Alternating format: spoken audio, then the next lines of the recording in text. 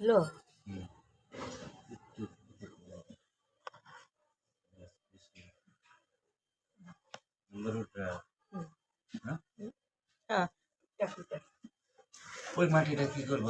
এই মাটিতে সব ঝুলন্ত গাছগুলি দিব।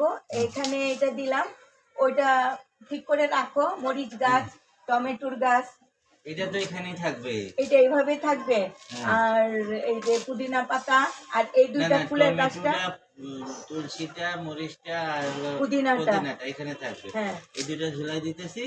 আচ্ছা, গাঁদা ফুলটা বাবাদের বারান্দায় দেই, বাবাদের বারান্দা ফুল গাছ দেই। এখানে কি করবে? আচ্ছা, না, বাবাদের বারান্দায় কোনো সবজি গাছ হবে না, সবজি সব এখানে বাবাদের বারান্দায় ফুলের সব। আর এইটাতে এই যে ঘাস ফুল, আর এটা হবে, এটা কি, ওইটাতে সব ঝুলন্ত গাছগুলি, ওই যে মাটিটা বসুক, তারপরে ঝুলন্ত গাছগুলি আমি মনে করো যে ওটা বলছি, ওরা দিয়ে যাবে কিছুক্ষণের মধ্যে, তখন মনে করো যে এটা দেওয়া যাবে, তাই না? আর এই যে মাটিগুলি রেডি করতেছি।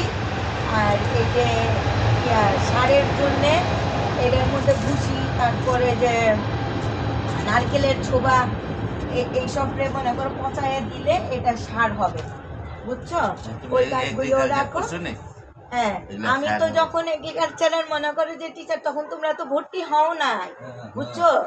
এই জন্য তো আমি রিটায়ার করার পরে তোমরা মনে করো যে ওইটা এখন ওই ভার্সিটিতে গেছো।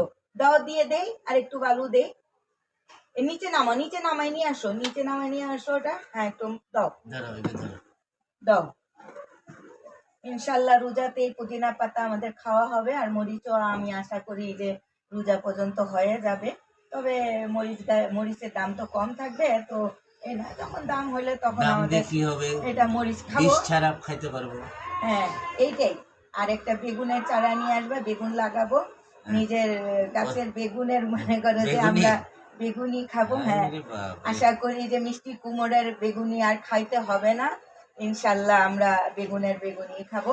আর আমরা যে এই যে গাছ করতেছি, যেটা এটা আশা করি যে ভালো হচ্ছে কিনা। আপনারা যারা আমাদের ভিউ দেখবেন, একটু আপনারাও আমাদের হেল্প করবেন যে কিভাবে করলে গাছগুলি আরো সুন্দর হবে, বা কিভাবে রাখলে সুন্দর হবে, এইটা আপনারা আমাদেরকে একটু হেল্প করবেন। হ্যাঁ, ওটাতে দাও, এটাতে একটু দিই মাটি। হ্যাঁ, এটাতে একটু করে মাটি দিই। হ্যাঁ, এই সবেতে একটু করে মাটি দিই। এটা সুন্দর মনে করো যে শুধু পাতাটাই সুন্দর দেখতে লাগবে, আরো দিও না।